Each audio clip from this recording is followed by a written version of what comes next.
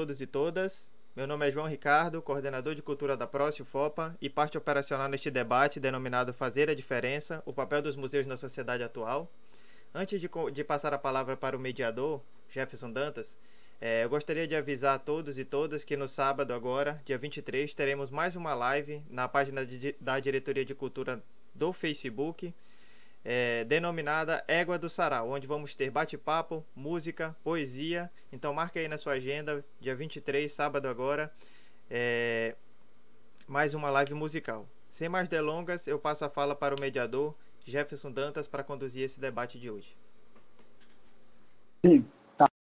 Então, boa tarde, pessoal. Estamos aqui para dar continuidade aos eventos alusivos ao Dia Internacional dos Museus, né? A proposta da 18ª Semana de Museus é uma ação de promoção dos museus brasileiros, que é coordenado pelo Instituto Brasileiro de Museus, o IBRAM, que tem um único intuito de unir todas as instituições museológicas para propagar informações e conhecimentos acerca de seus artefatos e de suas ações, né? Em torno de todas as atividades para o público. O Dia Internacional do Museu foi comemorado dia 18 de maio, né? E é um dia criado desde 1907 pelo Conselho Internacional dos Museus, o ICOM, né? Nessa live de hoje, nessa mesa digital de hoje, a gente tem o prazer de estar conosco Cristina Holanda, lá do Ceará, do Memorial Padre Cícero, e o Padre Sidney Augusto Canto, que é daqui de Santarém, e que dirige o Museu de Arte Sacra, daqui da região. Nós vamos discutir nessa live o papel dos museus na sociedade atual, né? Em termos digitais, quais são as ressignificações que esses museus estão propondo para nós estarmos mais próximos da cultura, vamos dizer assim, né? Do que eles propõem. Vou apresentar um pouco aos nossos convidados de hoje, né? Cristina, ela é especialista em arqueologia social pela URCA, mestre em História Social pela Universidade Federal do Ceará, foi professora de graduação e pós-graduação em cursos de História dos institutos vinculados à UVA, a Universidade do Vale do Acaraú, e na Secretaria de Cultura do Estado do Ceará ela atuou como técnica e diretora do Museu do Ceará e também do Museu Sacro São José de Ribamar, além de gerente do Sistema Estadual de Museus e parecerista do Fundo Estadual de Cultura. Também ela foi consultora do planejamento e avaliação do programa de memória do Instituto Brasileiro de Museus, o IBRAM. Atualmente, Cristina ela é presidente da Fundação Memorial Padre Cícero e Juazeiro. Boa tarde, Cristina. Boa tarde a todos, né? Boa tarde, Padre Sidney. É um prazer estar aqui com vocês. Seja bem-vinda, né? Padre Sidney, ele é presbítero da Igreja Católica Apostólica Romana, graduado em Ciências da Religião da Universidade do Vale do Acaraú, especialização em História da Amazônia pela Faculdade Integrada de Tapajós, a FIT. Atualmente ele é mestrando em Educação pela Universidade Federal do Oeste do Pará, o FOPA, onde pesquisa sobre a instrução pública do Baixo Amazonas no século XIX. Ele é diretor do Museu de História e Arte Sacra da Diocese de Santarém, como também membro da Academia de Letras e Artes de Santarém, ALAS, e do Instituto Histórico e Geográfico do Tapajós, o HGTAP. É autor de diversas obras sobre história e memória regional e mantém um blog do mesmo assunto voltado para a região do Baixo Amazonas. Boa tarde, Padre Sidney. Boa tarde, Jefferson. Boa tarde, Cristina. Prazer estar aqui com vocês nesta live desta Semana dos Museus aqui no Brasil, né? E vamos, então, aí contribuir com um pouco de compartilhar o conhecimento que a gente tem, a experiência que a gente tem aqui em Santarém, vivenciado junto ao Museu de História e Arte Sacra e da memória aqui na região. Ok. Vamos começar com quem é de fora, né? Pode ser, Padre Sidney? Tranquilo, sem problema. As mulheres, vamos ouvir a voz das mulheres. Vamos ouvir as mulheres. Então, Cristina Holanda, o microfone está aberto. Eu vou pedir para que Padre Sidney, no momento que ela estiver falando, desliga o microfone para não haver nenhuma interferência. Também vou desligar o meu microfone. E você terá 15 minutos para explanar sobre a temática, Cristina. Ok. Jefferson, me avisa assim, quando estiver faltando 5 minutos, tá? Que eu já sei que porque eu não vou conseguir ficar olhando o tempo, então vou pedir essa gentileza para você, tá bom? Tá bom, pessoal, joia. Novamente eu queria agradecer o convite, a oportunidade da gente estar aqui nessa troca de experiências, né? Norte, Nordeste, né? Isso é muito bacana. E parabenizar a iniciativa da Pró-Reitoria de Cultura, de Comunidade e Extensão da UFOPA, né, a Diretoria de Cultura em especial, por estar promovendo esse debate, né? E é um debate importante nesse momento em que vivemos, né? Por duas razões. Primeiro, como o Jefferson falou, porque nós estamos na 18ª Semana Nacional dos Museus, né? É um evento nacional em que todos os museus, públicos ou privados, estão participando, estão pensando as suas ações, né? E também, na minha opinião, é um momento muito importante, porque os museus, há um certo tempo, já vêm sofrendo alguns ataques nas mídias, né, nas redes sociais, em alguns meios de comunicação, e também agora, nesse momento de pandemia. Então, é importante que a gente possa ser multiplicador dessa discussão, de mostrar que os museus estão fechados, mas eles não estão parados, né? Nos museus, mesmo esse museu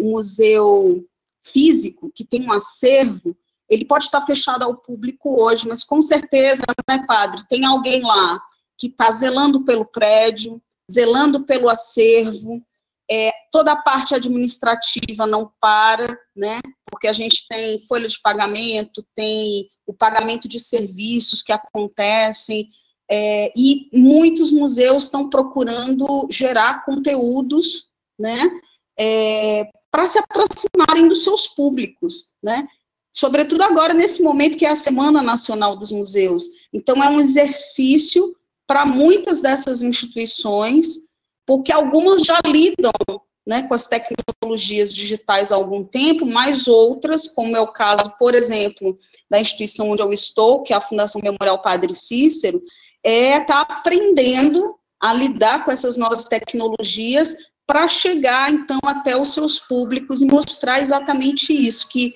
estamos fechados, mas não estamos parados, estamos produzindo na medida, nas possibilidades das circunstâncias aí dadas por essa situação de pandemia no nosso país, né? E quando eu recebi o convite, me pediram para falar um pouco, de uma forma assim geral, dos modelos de museus existentes, né? E fazer um panorama rápido para a gente chegar um pouco à atualidade. Vocês me escutam bem? Sim? Beleza. Então, assim, eu diria que nós temos basicamente, assim, de forma didática falando, nós temos 3 grandes tipologias de museus. Um primeiro tipo, que é o que as pessoas em geral conhecem, que é um modelo que vem sendo gestado na Europa desde fins do século XVIII, né, e sobretudo no século XIX, que são os chamados museus tradicionais ou museus clássicos, né, que nós conhecemos como, eles têm geralmente um prédio, uma coleção de objetos e um público visitante. Em linhas gerais, né, são os museus que as pessoas identificam com mais facilidade, né? Eu vou ao museu, então normalmente elas estão falando desse espaço físico com objetos, né, que abre com um determinado horário fixo, né, e elas vão até esse espaço, se deslocam até esse espaço físico. Nós temos também uma outra tipologia de museus, um pouco mais recente, especialmente aqui na América Latina, e depois da criação, da organização da Mesa de Santiago do Chile, na década de 70, que são os museus de território. Então, para fazer uma comparação com o modelo anterior, no lugar do prédio, o que é que nós temos? Um território. No lugar, então, de uma coleção de objetos, nós temos o patrimônio. O patrimônio desse território, seja o patrimônio natural, material ou imaterial. E no lugar de um público visitante, nós temos a própria comunidade que faz parte desse território. Ou seja, né, o fazer cotidiano dessa comunidade é parte do museu. E é essa comunidade, muitas vezes, que está fazendo a gerência desse museu de território, também chamado de ecomuseu ou museus comunitários, né? Aqui no Ceará também surgiu uma outra classificação para esse modelo de museus, que são os museus orgânicos, aqui no Cariri cearense, onde eu resido. Bom, então falei de dois tipos, né? Os museus tradicionais, os museus de território e os museus virtuais. Os museus virtuais são aqueles que existem exclusivamente no meio virtual. Um exemplo que nós temos é do Museu da Pessoa, acho que é o exemplo mais consolidado hoje no Brasil. Esse museu já tem alguns anos, né? E o Museu da Pessoa, ele existe só na tela do computador, né? Por meio da tela do computador, você pode acessar o acervo, inúmeras exposições feitas de depoimentos, de fotografias, de documentos, de pessoas anônimas, né? E essas exposições contam a história nossa, de cada dia, do país, mas não existe um Museu da Pessoa, lugar físico. Existe o escritório do Museu da Pessoa, existem as ações do Museu da Pessoa, né, que extrapolam esse escritório. Mas se eu quero acessar as exposições do Museu da Pessoa, elas estão na tela do computador. Então, assim, bem rapidamente e de forma bem didática, nós temos esses três museus, os museus virtuais, que seriam esse terceiro tipo. São também criações recentes, com aí o advento e a ampliação da internet, das ferramentas digitais, né?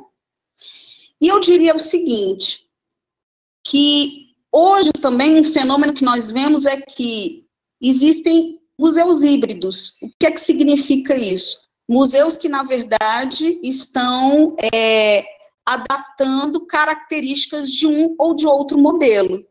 Ou seja, temos museus tradicionais, né, que são prédio, acervo e público, temos museus de território, onde nós temos o território, o patrimônio e a comunidade, temos museus virtuais, que só existem na internet, mas já vemos também adaptações desse modelo, modelos mais híbridos, certo? Então, não existe uma forma apenas de fazer museu e nem a forma correta ou melhor.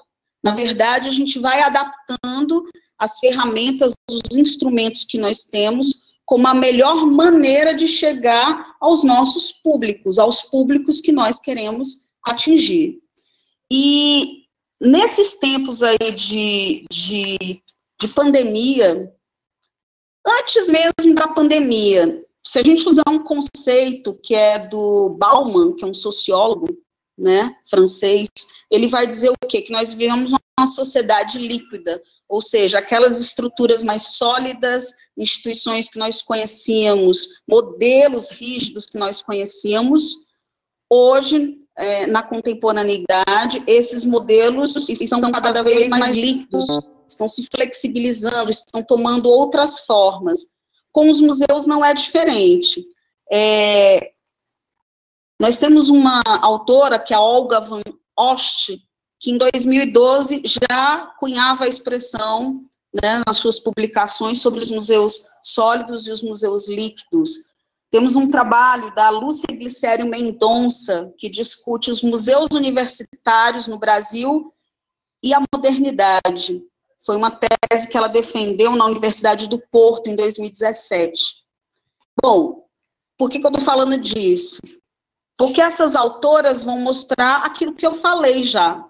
Nós estamos migrando para modelos híbridos, modelos que, às vezes, têm características de um ou de outro modelo, de um modelo mais sólido, ou seja, aquele modelo de museu tradicional que a gente conhece e que surgiu em fins do século XVIII, teve um boom no século XIX na Europa, e no Brasil, esse boom desses museus, né, são os anos 80, mas nós também estamos cada vez mais vendo a ascensão, e aí não é só no Brasil e na América Latina, é também na Europa e em outros lugares, dos museus de território e dos museus virtuais.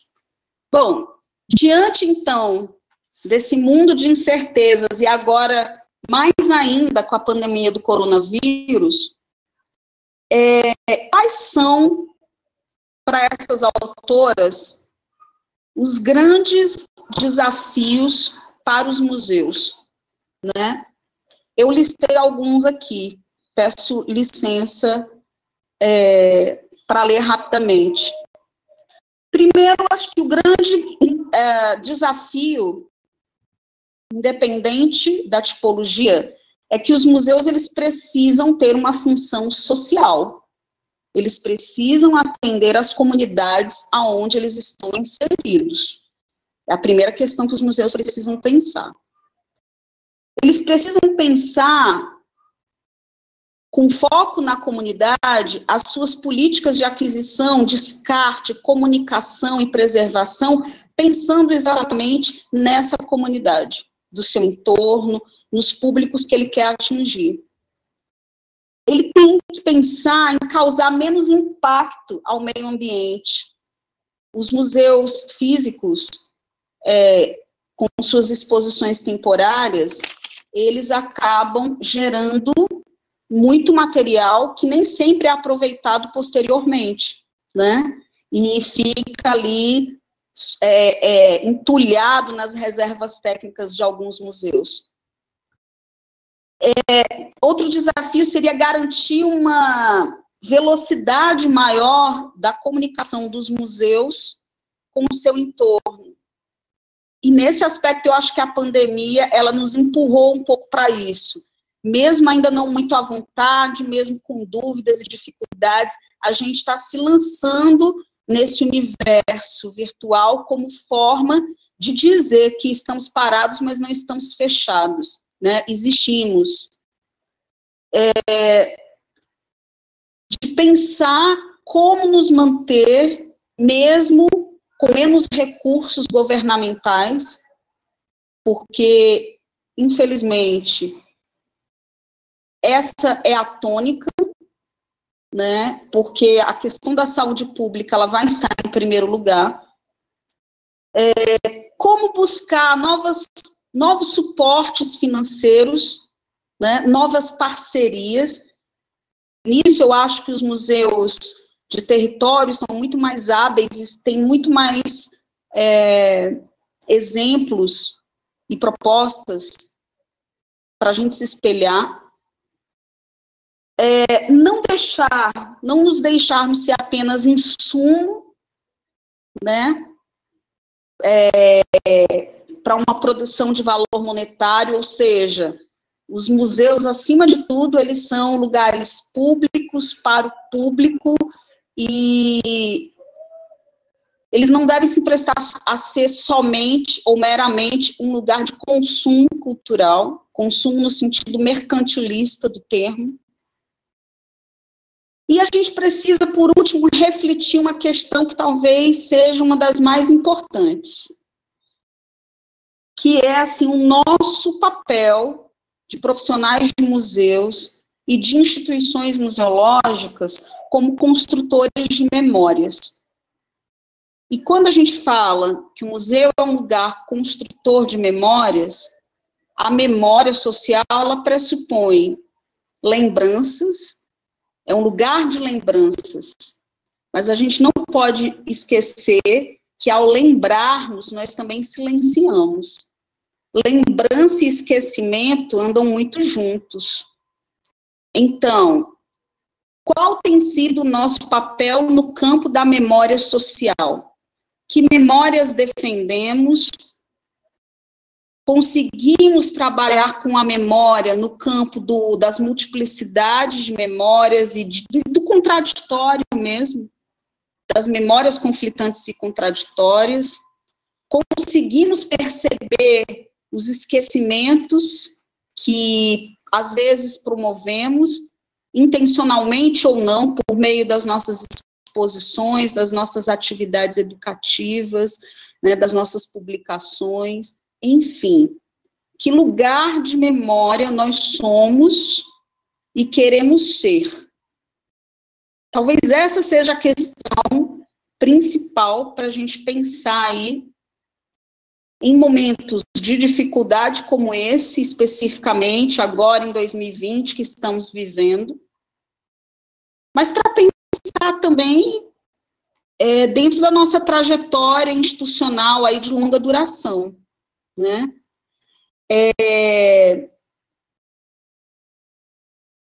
Vou dar alguns exemplos locais aqui do Ceará, para que vocês percebam, mais uma vez, a importância aqui dos museus, independente de, nesse momento, estarem voltados mais para o seu acervo e suas atividades, digamos, básicas, ou que a gente considera básicas no mundo dos museus, e os museus também que estão voltados nesse momento para as pessoas, como diz, né, o poeta e museólogo Mário Chagas.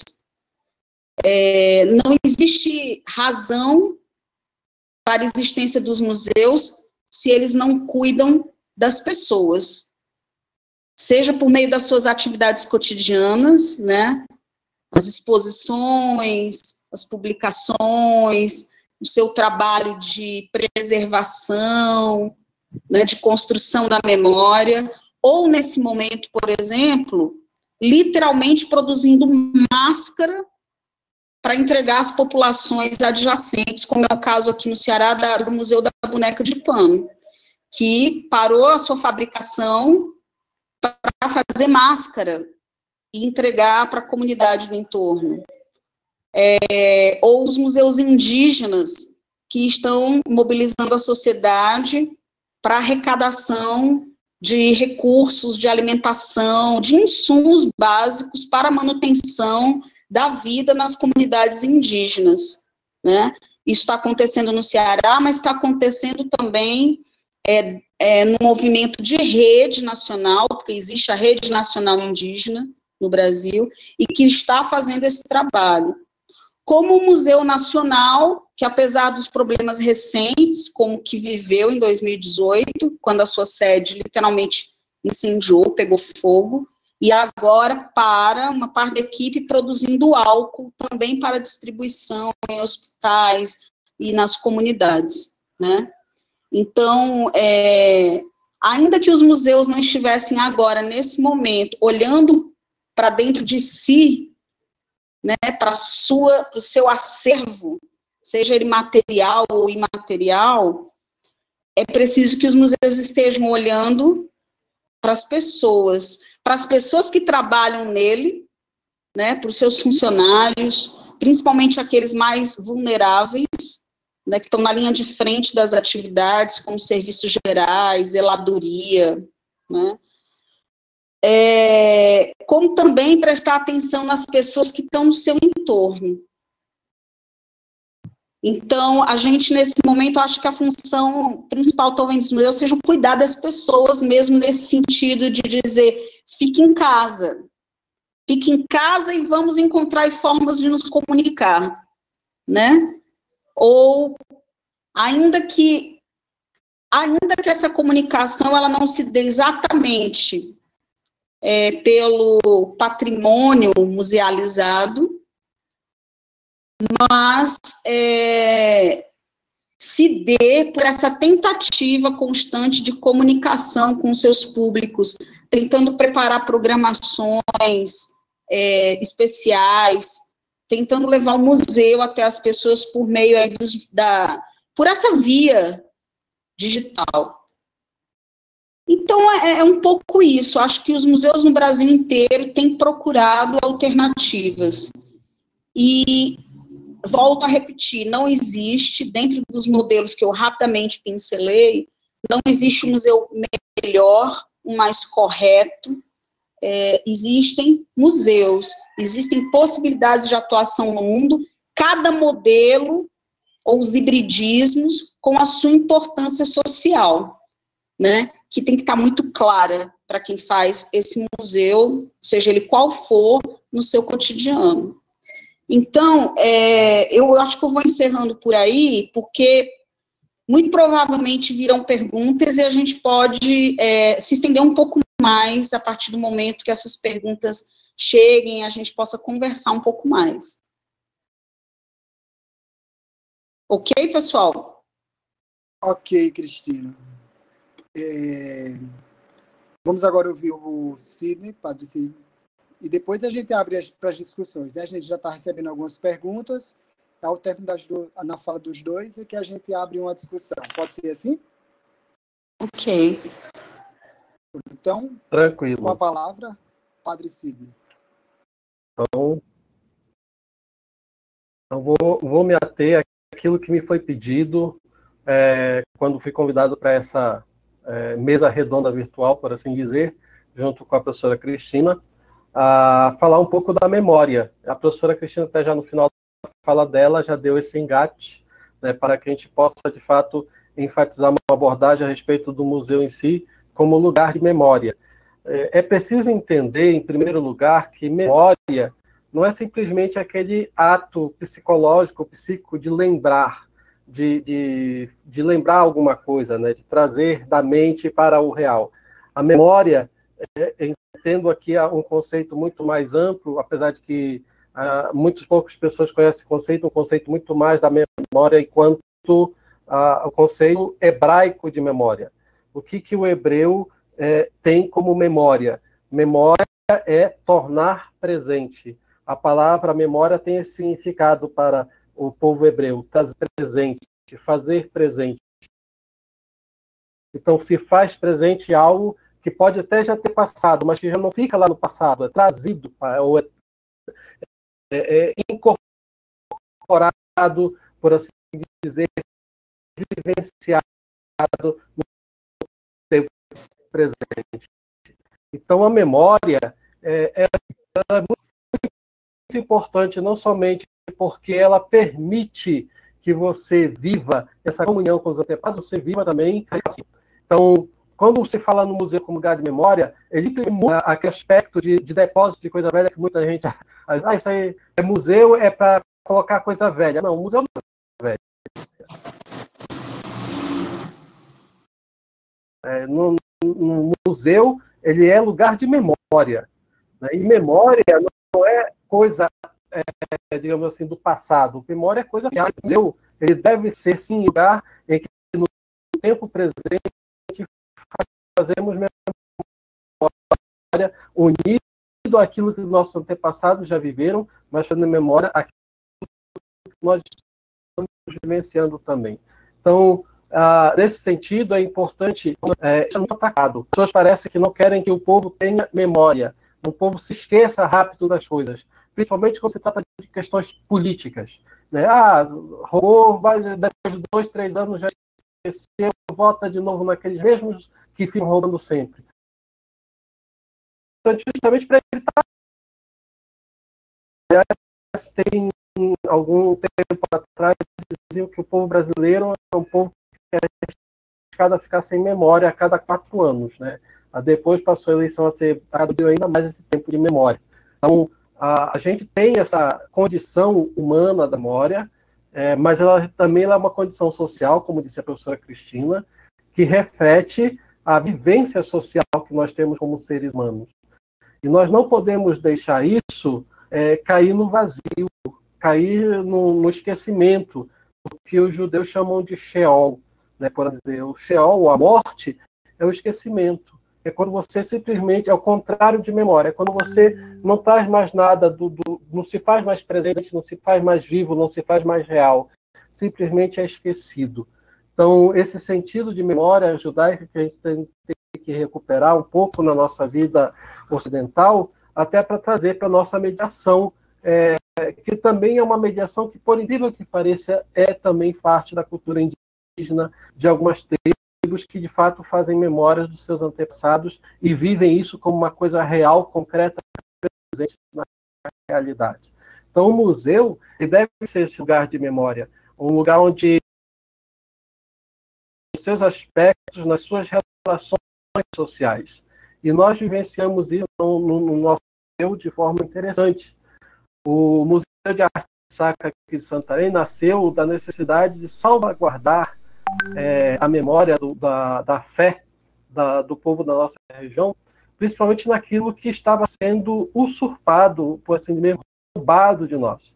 Na década de 90, existia aqui na nossa região um sumiço, digamos assim, um roubo mesmo, muito grande de peças e obras sacras das igrejas, principalmente das igrejas do interior da diocese. Igrejas, assim, centenárias, mas que não tinham, por assim dizer, não tinham nenhum cuidado, nenhum zelo com o seu patrimônio histórico, com o seu patrimônio artístico, com o seu patrimônio religioso. E isso fez com que, de fato, esta memória caísse no esquecimento, ou caísse, por assim dizer, fosse esquecida, e por ser esquecida facilitou a ação de bandidos, de ladrões, de pessoas que vêm do sul do país em busca de peças para levar para colecionadores de arte.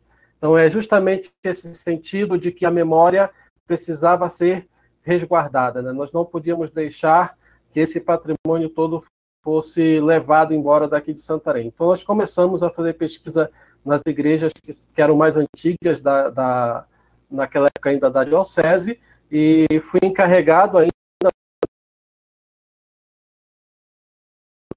do bispo de comandar uma equipe de bens culturais que pudesse fazer o levantamento desse acervo, daquilo que ainda possuíamos, e nasceu daí a ideia de se fazer, então, um museu diocesano de história e arte sacra para salvaguardar a memória religiosa daqui da região.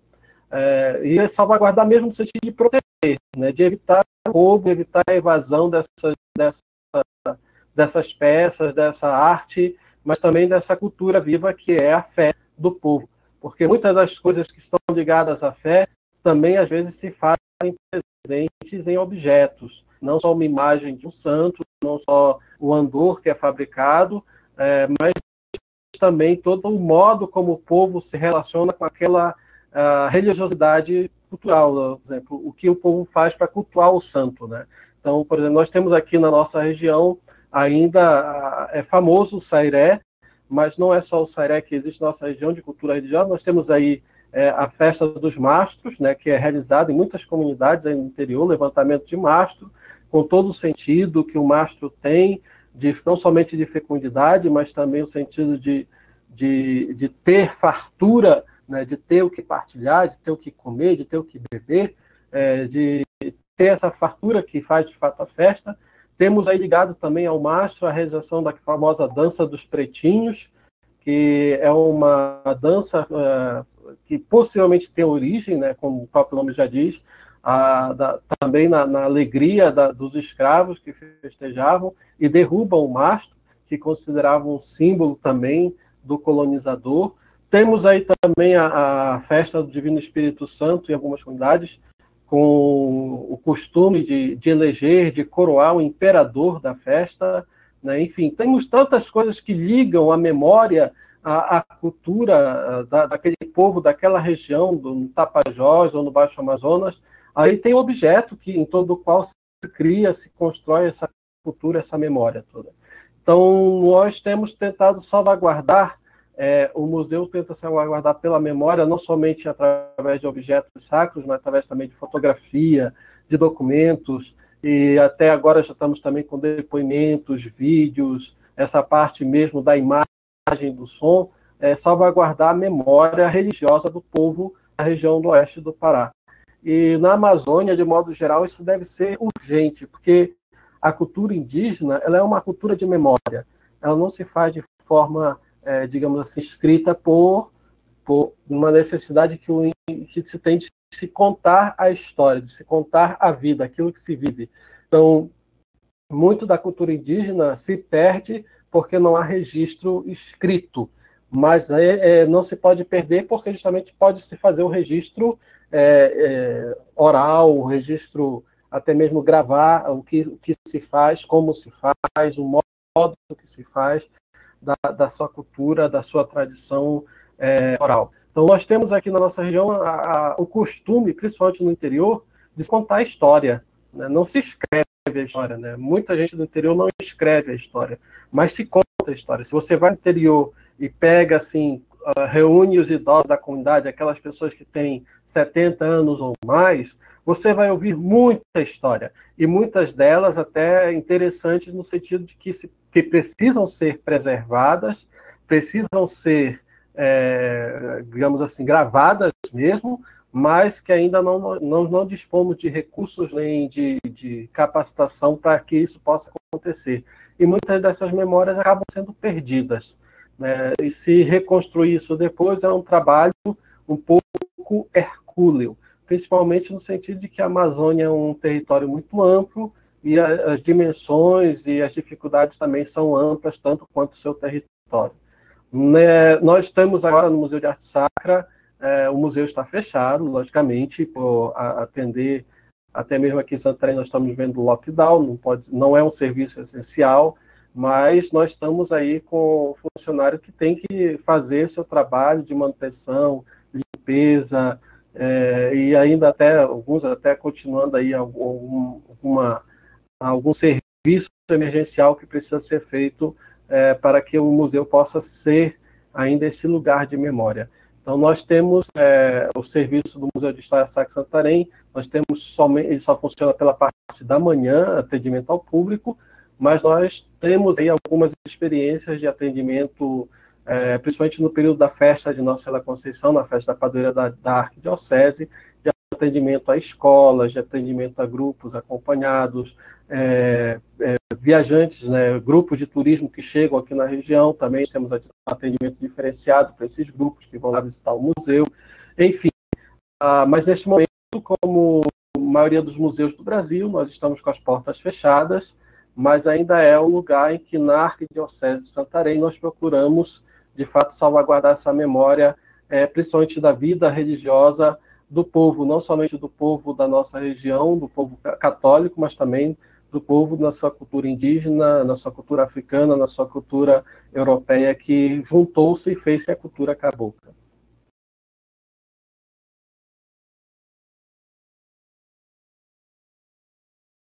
Ok, Jefferson? Ok, Sidney. Então, vamos lá. Nós temos duas perguntas já aqui. A primeira pergunta é da Adia Ian.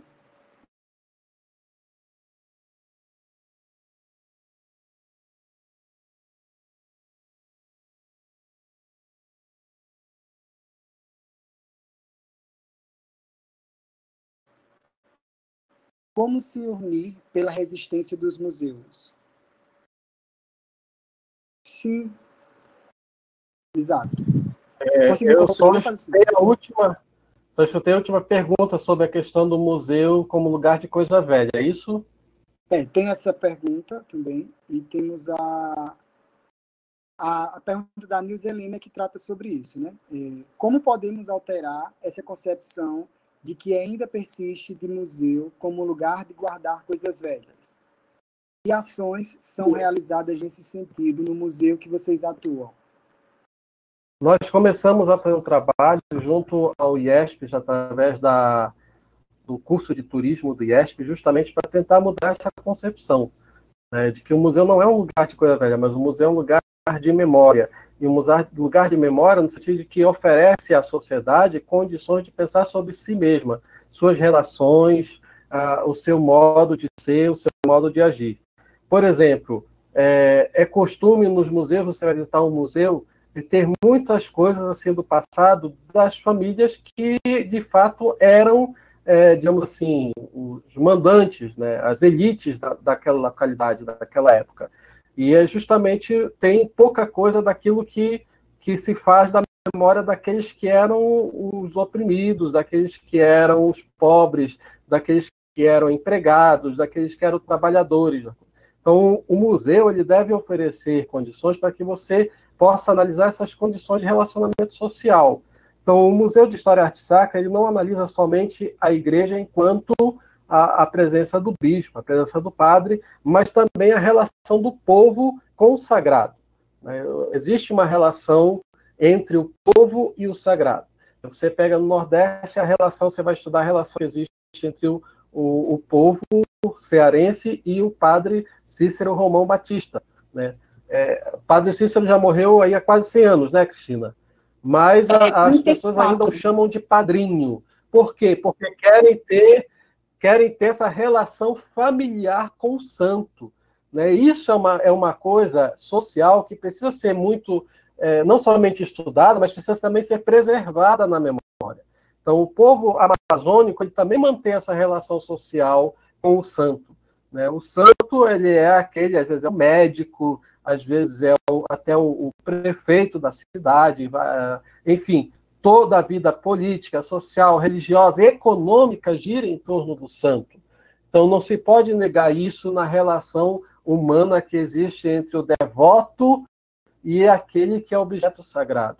Né? Então, existe essa relação. O museu ele deve salvaguardar essa relação enquanto memória e fazer com que isso seja também vivenciado, estudado e até mesmo ser instrumento, né, de ajuda para que possa ser levado à sociedade por que essa relação existe, como essa relação existe, para que essa relação existe, e se essa relação pode ser mudada em benefício do povo, em benefício das pessoas mais pobres, mais humildes, ou não, e por que deve ser mudada, logicamente, também. Então, o museu ele não se torna um lugar de coisa velha, ele se torna um lugar de relações, uma relação com o passado, mas trazendo do passado para o presente aquilo que você tem que, de fato, pesquisar, aprender e contribuir com a realidade. Cristina, pode continuar aí eu seria interessante repetir a primeira pergunta, Jefferson, que eu não ouvi. Certo. A primeira pergunta é de Radia Imani, que ela fez o seguinte questionamento, né? Nessa época de pandemia, existe algum tipo de rede de apoio entre os profissionais que atuam nos museus? Como se unir pela resistência dos museus?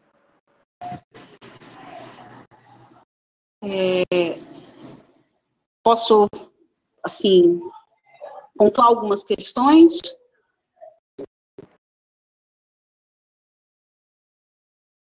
Alô? Ok. Olha, como essa relação vai se dar, museus e públicos e museus e mantenedores? É uma relação que está muito variável de lugar para lugar, de situação para situação, certo? Existem muitos museus no país que estão mantendo suas equipes, parte em casa, outra parte trabalhando em home office ou fazendo esses serviços presenciais que não podem deixar de ser feitos, como disse o padre Sidney, e eu também pontuei no início da minha fala, como, por exemplo, a manutenção do prédio, a própria manutenção do acervo, a zeladoria, né, desse prédio, desse acervo. Então, existem trabalhadores que, de fato, estão na linha de frente, outros estão em home office, e há aqueles que realmente estão aguardando, né, como essa situação toda no país vai se desenrolar. Agora, existem também museus, especialmente os particulares, que nesse momento estão demitindo muitos dos seus funcionários. A gente entende que é difícil manter estruturas pesadas em funcionamento, e, sobretudo, dentro desse modelo de museu tradicional, que tem prédio, que tem um acervo, mas a gente pediria mais sensibilidade por parte de empresários, por parte até do poder público também, de manter suas equipes, né? Quando a gente pensa, sobretudo, na pessoa, né, na pessoa humana, que tem um trabalho, que tem uma família para se manter a partir desse trabalho, e que tem muito carinho também pelo local onde vai, ou onde trabalhava cotidianamente, né? Então, essa é uma relação que está muito variável de lugar para lugar, também nessa relação se é serviço público ou se é particular, mas existem profissionais nesse momento da área museológica numa situação de muita vulnerabilidade, a gente precisa dizer. Aliás, todos os profissionais da área da cultura, não só dos museus, mas da cultura, porque, infelizmente, nós ainda estamos num país onde uma parte dos nossos dirigentes não percebe a cultura como um elemento primordial da vida e da economia, inclusive, desse país.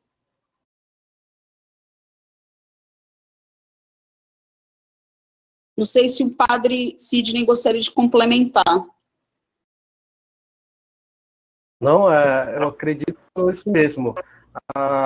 Na verdade, a gente tem essa dificuldade, né? Os museus todos passam por essa dificuldade, não creio que só os nossos, né, Cristina, mas os museus todos, porque a cultura nesse país, nos últimos anos, tem sido trabalhado, houve até um progresso, uns anos atrás, mas dos anos para cá, principalmente nos últimos 4 anos para cá, a cultura tem cada vez mais havendo não somente cortes, mas também a cultura vem sendo colocada como algo até combatido por uma ala da política, como que algo ruim, como que algo ligado a Satanás e tudo mais. Então, isso daí preocupa de modo geral, porque cultura é o modo de ser do povo, né? E esse modo nasce da educação.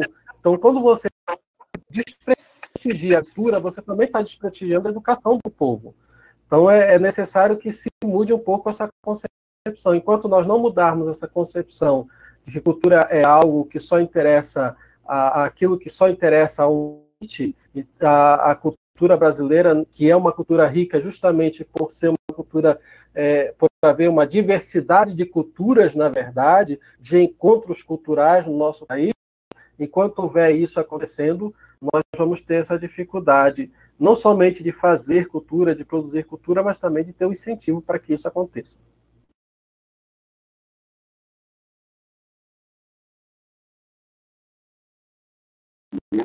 Ok? Obrigado. Jefferson? Nós temos do Lírio, né, que ele pergunta como se cria aula. Deu para entender? Não ouvi, O não ouvi. pergunta como se cria um museu virtual. Como se cria um museu virtual? Entendi agora. Quer responder, Cristina? Alô? Pronto. Cada museu tem uma trajetória diferente, né? Eu não sou especialista em museus virtuais, mas eu sugiro que quem tem um interesse nessa área pesquise a história do Museu da Pessoa, em São Paulo, que é uma das instituições que nessa área, nessa tipologia de museus, é o que eu considero um dos mais sólidos hoje do país, e que possui uma metodologia participativa, democrática, né, de diálogo com diferentes comunidades no Brasil. Embora o Museu da Pessoa esteja o escritório situado em São Paulo, mas eles têm um trabalho muito abrangente, né? Eles já realizaram pesquisas coleta de fontes documentais em várias regiões do país, inclusive aqui no Ceará, né? Então, eu sugiro pesquisar o Museu da Pessoa. Agora, o que eu posso dizer é que, por exemplo, o Memorial Padre Cícero, essa é a primeira vez que ele vem usando de ferramentas digitais. É até bom lembrar o seguinte, vou dar como exemplo o Louvre, o Museu do Louvre em Paris, que todo mundo conhece, né? Já ouviu falar. Você vai ao Louvre, ele existe do ponto de vista físico, mas se você não quiser ir ao Louvre, você pode acessar algumas das salas desse museu por meio virtual. Isso quer dizer que o Louvre é virtual? Não. Ele não é, ele tem vários espaços físicos, é um museu enorme. Para você percorrer o Louvre como visitante, você tem que tirar uns 3 dias, né? Como técnico, então, vários dias para conhecer, né, o museu em detalhes. Mas eles te dão a oportunidade de fazer as visitas virtuais em algumas salas. Então, eu nem diria que ele é um modelo híbrido, eu diria que ele é um modelo de museu tradicional que utiliza ferramentas do mundo virtual, certo? É o caso do Memorial Padre Cícero. Nós somos um espaço físico que pela primeira vez estamos experimentando algumas ferramentas virtuais para conseguir chegar ao nosso público, porque estamos fechados, né? E por sermos um órgão vinculado à Prefeitura Municipal de Juazeiro do Norte, nós temos conseguido um certo suporte, ou seja, foi criado um Instagram pela Secretaria Municipal de Cultura, nós temos um dia de programação dentro desse Instagram, que é a terça-feira, e a gente foi produzindo conteúdos, então, contando com o apoio de pessoas que trabalham com filmagem e que também trabalham com designer digital. Então, a gente organizou algumas visitas virtuais, né, à nossa exposição, organizamos, inclusive, em 4 episódios, que têm tamanhos variáveis, porque o Instagram, ele não suporta vídeos muito longos, então os nossos vídeos não ultrapassam 12 minutos para não ter nenhum problema. Então, a gente fez 4 episódios que mostraram, então, a nossa exposição de longa duração. E agora a gente está lançando virtualmente o nosso catálogo do acervo museológico. A gente fez um catálogo, versão impressa, inclusive ele está na gráfica, pronto. Mas foi exatamente quando ele estava pronto para vir da gráfica para o memorial que aconteceu a pandemia, o isolamento social. Então, a gente disse, bom, a gente não pode entregar para a população o catálogo físico de 132 páginas, vamos, então, lançar o PDF como catálogo virtual. E é isso que nós fizemos. Fizemos uma pequena apresentação gravada explicando como esse catálogo foi organizado. Aproveitamos, inclusive, uma entrevista na televisão local, na TV Padre Cícero, e transformamos essa entrevista em outros pequenos episódios, que a gente denominou como Por Dentro das Coleções Museológicas, e a gente lançou junto com o catálogo. Para o quê? Para ter o produto, mas ao mesmo tempo explicar como esse produto foi realizado, porque ele é fruto de muitas mãos e de muitos meses de pesquisa. Então, eu acho isso, eu não saberia te dizer como criar um museu virtual, mas diria para você colar no exemplo do Museu da Pessoa e te diria assim, que nós que somos espaços físicos e estamos lidando com as redes sociais, com o mundo virtual, a gente está tateando e contando com o suporte de outros profissionais que entendem melhor do que a gente desse universo.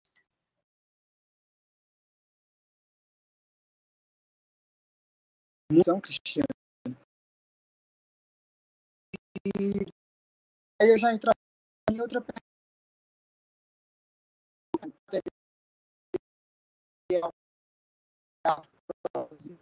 Que tiveram que para chegar. Eu pergunto, será que a gente podemos esperar uma maior visitação a museus e a centros culturais após esse período de acordo com as ações que a instituição vem desenvolvendo.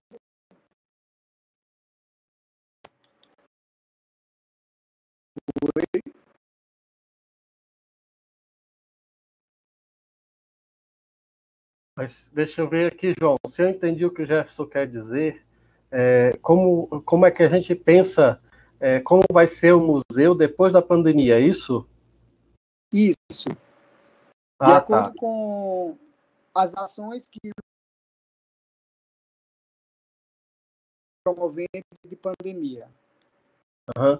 Olha, eu acredito o seguinte, na verdade, nós não só o museu, nós vamos ter que repensar o nosso modo de ser humano depois dessa pandemia, né? Nosso modo de relações humanas, né? O modo de fazer, inclusive de fazer comércio, inclusive de ir à igreja, tudo. Nós vamos ter que repensar. Mesmo que a gente consiga superar esse vírus nos próximos dias, sair do isolamento social, nós não vamos sair do isolamento social, todo mundo está junto de novo. Com certeza vai ser feito de modo progressivo e vai ser um processo que ainda vai demorar aí algum tempo. Então, nesse sentido, nós vamos ter que repensar não somente o museu no seu papel enquanto instrumento da memória na sociedade, mas repensar a própria sociedade, seu papel nesse mundo, né? Porque nós não podemos viver aí como nós estávamos vivendo assim, a um toque de caixa, pensando só em ganhar dinheiro, em trabalhar, acumular, e depois, papuf, um vírusinho aparece e acaba com tudo. Então, nós temos que repensar as relações humanas e começar a ver no outro um ser humano igual a nós e que trabalhar a solidariedade, trabalhar a presença, trabalhar as relações de respeito, né, de verdade, porque vivemos num mundo virtual e infelizmente, esse mundo virtual é bom, mas ele também trouxe algumas coisas ruins para o convívio humano, como, por exemplo, as fake news, né? Vivemos muito mais bombardeados de mentiras do que de verdade, e o museu, por assim dizer, ele tem que ser um lugar de verdade, então, onde a verdade deve ser pesquisada, onde a verdade deve ser buscada. Então, nós temos que rever tudo isso, não é só rever como vai ser o museu, mas rever como vai ser o ser humano, inclusive o ser humano em relação ao museu, né? Então, nós temos que sentar, de fato, vai ser um processo, eu não posso dizer assim, ter uma resposta agora, mas eu creio que vai ter que haver um processo para que a gente repense esse modo de ser humano pós-pandemia. Não sei se a Cristina completa alguma coisa. Eu concordo inteiramente com o senhor, padre, inteiramente. Complementaria só dizendo que, caso saiamos desse isolamento social e pensando só os museus, por exemplo, o Museu Memorial Padre Cícero, em épocas de romaria, recebe 1.000 pessoas por dia. Como nós vamos atender essas pessoas num espaço fechado que somos, né, um espaço fechado, climatizado? Protocolos certamente serão pensados junto no caso, como somos um museu municipal, nós temos que pensar protocolos junto com a gestão municipal e observando também as diretrizes que instituições como o IBRAM, que é o Instituto Brasileiro de Museus, que cuida da política nacional de museus no Brasil, o que o ICOM, que é o Conselho Internacional de Museus, né, e outras instituições orientam também.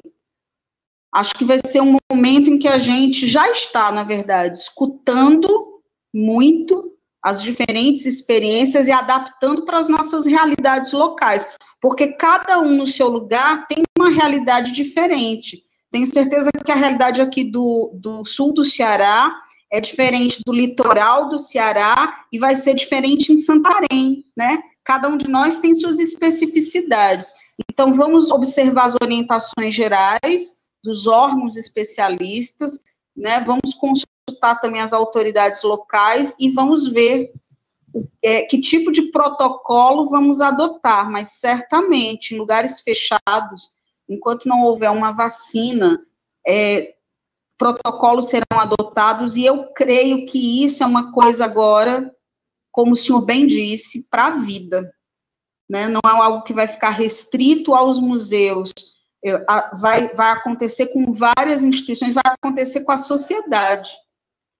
E esperamos que para o bem, né? Esperamos, assim, eu procuro ser muito esperançosa, apesar das dificuldades, de dizer assim, estamos na crise, mas diante da crise também podemos nos reinventar, criar novas soluções, boas soluções, soluções cosmoéticas, ou seja, que primem pela ética para todos, de todos e para todos. Eu posso estar sendo muito poliana, padre, mas eu prefiro pensar assim. Tá certo, nós temos que pensar a sociedade como um conjunto, não é só pensar no meu grupo, ou no meu partido, ou no meu trabalho, mas pensar na coletividade como um todo. Acho que isso daí é o caminho para a gente superar as dificuldades que essa crise trouxe aí no meio desse isolamento social. Jefferson? Oi, consegue me ouvir? Estamos ouvindo. Então, é bastante importante, né, a gente refletir como os museus estão e como a cultura está se aproximando das pessoas nesse momento de isolamento social, né? Na fala da Cristina, ela mencionou várias ações de museus que não pararam, né? Tipo, o exemplo do Museu da Boneca de Pano, que parou de produzir a boneca de pano, que passou a confeccionar máscaras, né? O Museu Indígena, que vem produzindo campanhas para adquirir insumos alimentícios para comunidades indígenas, né? O Museu Nacional, que mesmo diante toda a situação daquele incêndio e hoje está se reerguendo, vem produzindo fabricação de álcool para distribuição, né? Então, os próprios museus estão fazendo além cultura, né? Estão indo além das paredes do museu, né? Que isso é bastante importante. Estão indo diretamente à comunidade. Eu não sei se temos mais perguntas, João, Gabriel.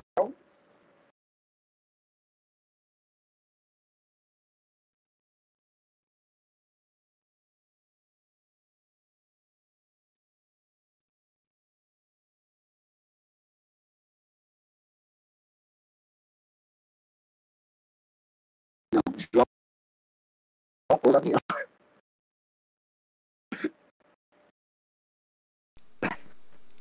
Deixa eu ler para vocês os comentários do YouTube. Certo.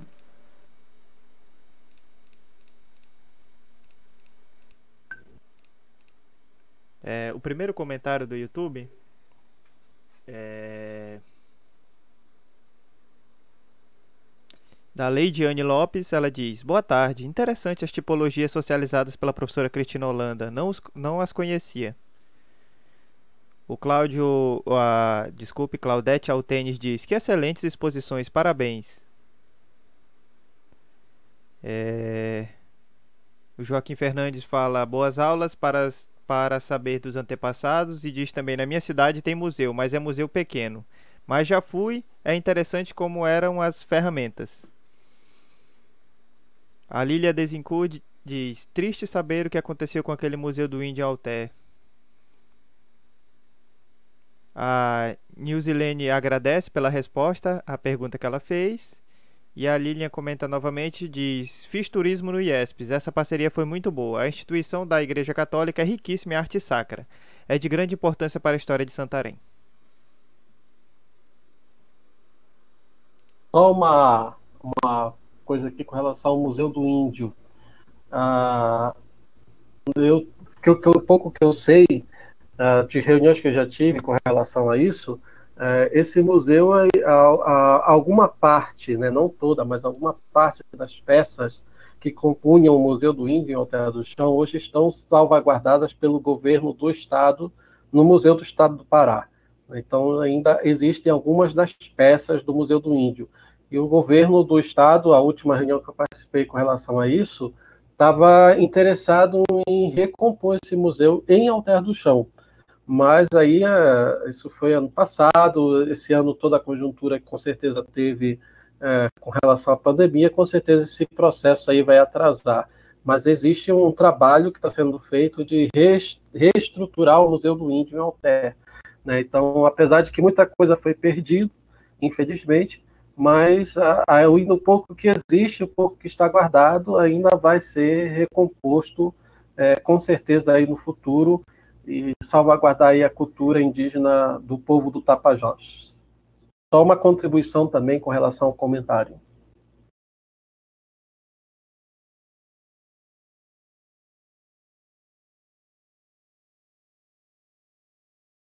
João, qual o próximo passo?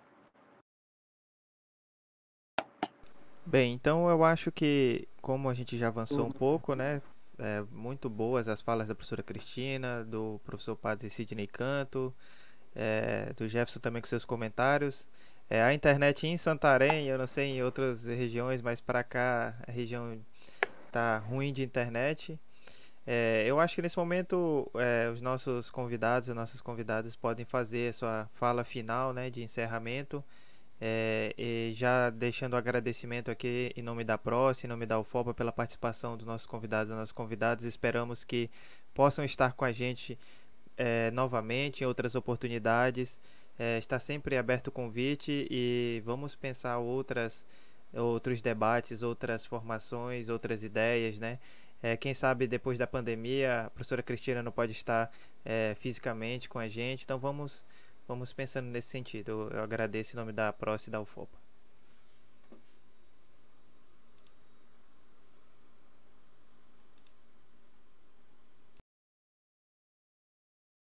Cristina, nós já estamos te ouvindo.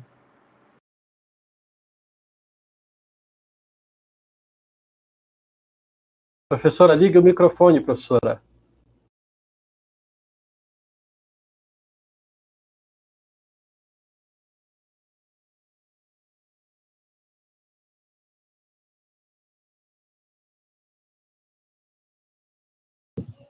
Acho que agora vai. Pronto. Não, eu estou querendo só dizer para vocês o seguinte, gente, eu sou uma pessoa muito fácil, principalmente porque eu adoro comida paraense, certo? Para mim é uma das culinárias mais incríveis do Brasil, né? Adoro, sabe, pato no tucupi, tacacá, adoro tudo, né?